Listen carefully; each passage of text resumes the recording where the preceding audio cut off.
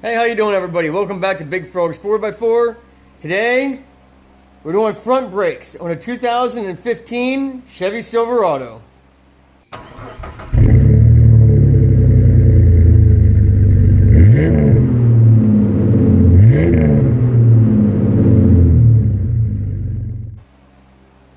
Now, this truck doesn't really need brakes and rotors. The passenger is still in good shape, you'll see in the video.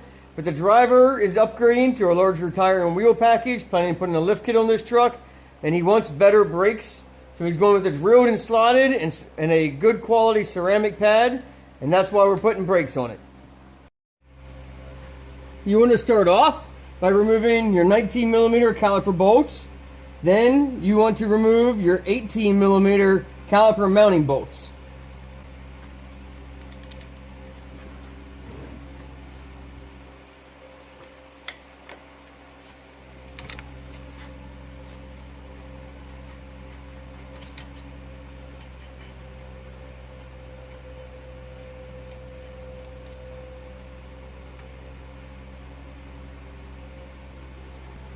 Alright, your piston's probably going to go in there pretty snug, so you're going to grab a hold and just kind of pull away from the suspension, kind of this direction.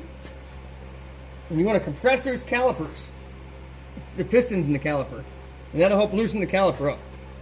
If you can't get it loose enough like that, you can put a pry bar, or I'll show you at the end of my ratchet in this slot. If you'll grab, might have to get a pry bar. But there we go. And that way it loosens up, presses those pistons in. And set that up on top of your upper A-arm. Now make sure before you do any brake job and before you press any of these pistons in, check your master cylinder for your brakes and make sure that reservoir is low enough so that it doesn't overflow when you press this fluid back up into the master cylinder.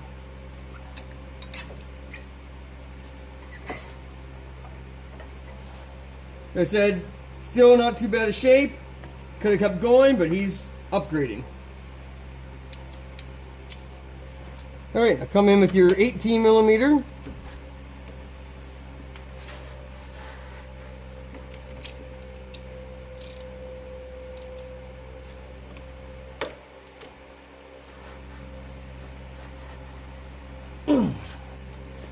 If you don't have an impact, you're definitely going to need leverage.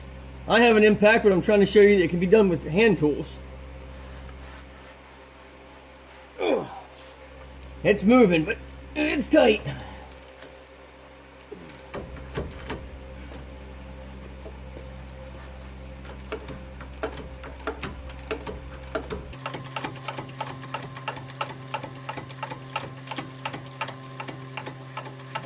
Okay, don't take that all the way out. Then you want to come up and loosen this one.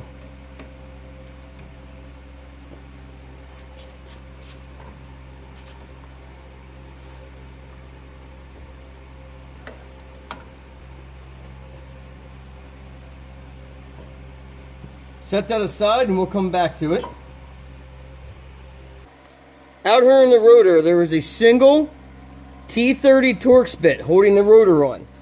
Now, if this is all rusted tight, you can take a large hammer and smack around it and try to break that free. You can take a very large punch. You don't want to hit the center. You got to make sure it's large enough to cover the whole bolt. And try smacking the outer edges of this bolt. You don't want to mushroom so it doesn't come out. But you can hit the bolt. I would try hitting around here first. If it's not too bad, you could try it with a small impact. That's what I'm going to do because the truck's not that old. And these rotors and stuff aren't that rusted. Come in with a little T30 impact. And they definitely weren't that tight. Now when you put this back in, cover this with anti-seize, this whole taper, and cover your threads with anti-seize. And that way it's easier the next time it comes out. It won't rust in there. Alright, this one isn't too bad. The other side was pretty rusty. So I took sandpaper, emery cloth, a roll-lock, and cleaned all the rust off, and then anti-seized it. This one's just some surface rust. You can't even feel it with your fingers. It's just discoloration. So I'm just going to anti-seize this one. We don't have to worry about cleaning it up. if you have rust built up on here and you put your rotor on and then you put your wheel on, over time that rust could cause everything to work loose. So you want to make sure this is nice and clean. So I'm just going to come in. I also anti-seize the back of the wheel where it makes contact with the rotor. And I'm just going to anti-seize this whole surface. That way you don't have rust form and then start pushing on the rotor and the wheel and start pushing them out. It'll actually start to separate. It'll get a rust scale in there and start building up and pushing. I've seen entire truck frames, like in Toyotas and Fords, where they kind of have two frames sandwiched together. I've seen where the whole frame has been pushed apart as much as 1/4 inch from rust.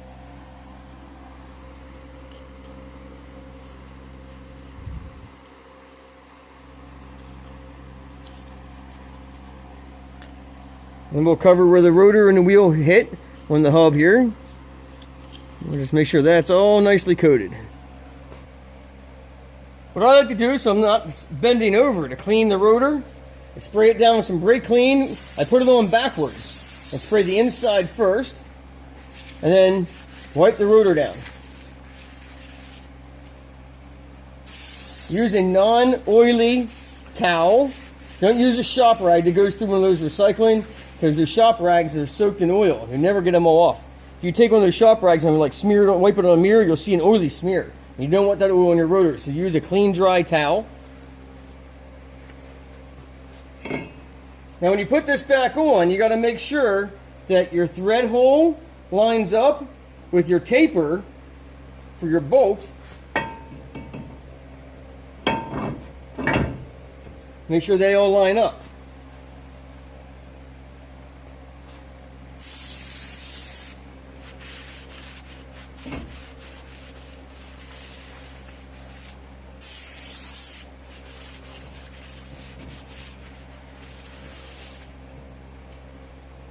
Now grab your anti-seize and right here. Make sure you anti-seize the threads on the bolt.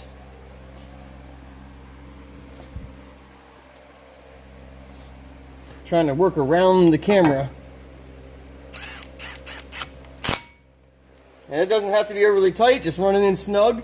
There's no way that's going to work itself all the way out, because your rim's going to be up against it.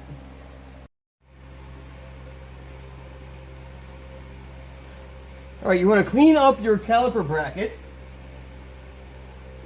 You want to remove your old slides. And if there's any rust in here, which these are not, these are still well and good and painted, no rust, I'm going to wipe them down with a towel to clean the dirt out. If there's any rust in here, clean out all the rust and cover this, all the slide area, with brake lube.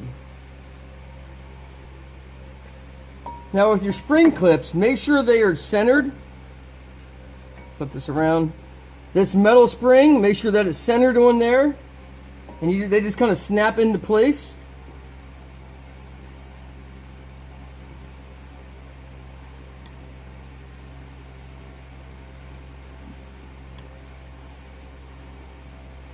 Now you can see.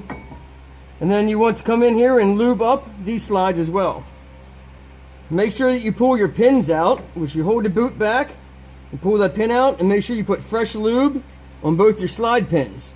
You don't want any of this stuff to seize up and cause the pads to stay tight against the rotor and burn up your new pads. Once you have that all lubed, you can put a little bit of Loctite on your new bolts. These have a ton of Loctite on. So I'll see how they thread in. If I can feel the Loctite grabbing, then I'm not going to put more on.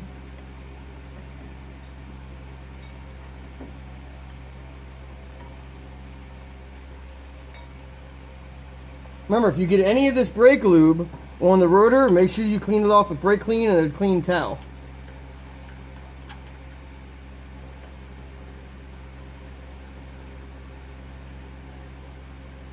Now I can feel there's the Loctite's grabbing.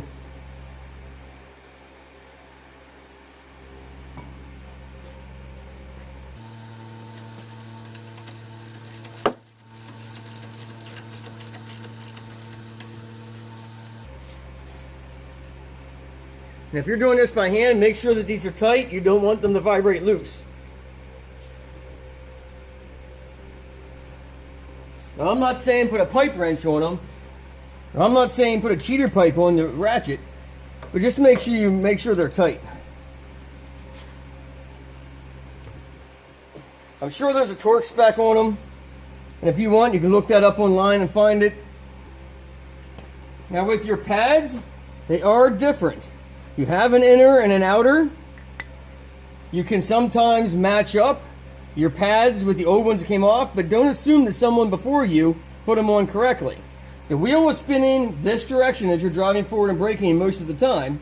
So you want to make sure that your indicator here on the pad is at the direction where, as it spins, it'll be pushing against the pad, not away. If it's pushing against it, it won't break it off, most likely. If it's spinning the wrong direction, it'll snap this off as soon as it hits the rotor. So the wheel's spinning this direction, towards the rear off the bottom, and you want it to be pushing against the indicator.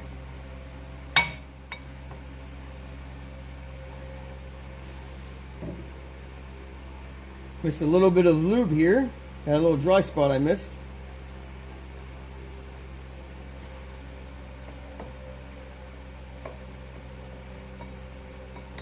Pads should just fall into place and actually be able to spring back a little bit with the springs that are in these slides.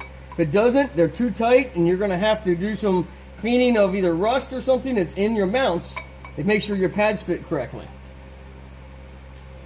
Now I lube up both of my pistons and the caliper area, or you can smear lube on the back of your pad where the piston's going to hit, and that'll help keep down any chance of any kind of squeaking when the brakes vibrate when you're braking.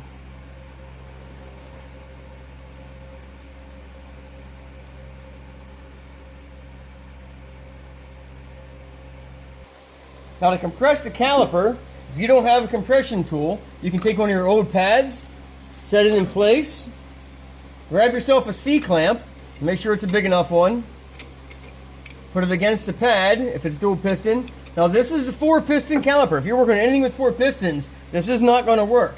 You're going to have to clamp off this set of pistons while you can press the other and then press the other set. Because if you press this set in, the other set's going to press out and could pop out of their sockets. So if you do it this way, make sure that you clamp off both sides if it's a quad piston caliper.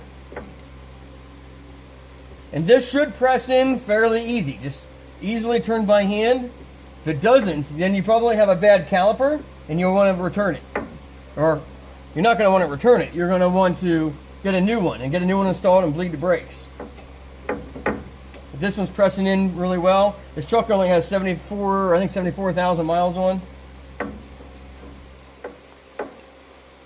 Now when you put your caliper back on, make sure that you don't have your brake line twisted.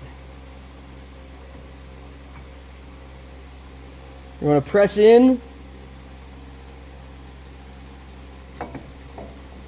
on both of your nuts there on your slides, and then you can get your bolts in. Now these bolts didn't have any Loctite on, so I'm going to put a tiny little bit on before I put them in. I prefer the blue Loctite paste. I think you use less and make less of a mess. And it doesn't spill if you knock the bottle over or something like that. You definitely don't want to use like red or something on this because you'll have a heck of a time getting these back out. Now when you screw these in, if these spin, if your pins spin, you're going to have to hold them, but they did not have any problems coming out.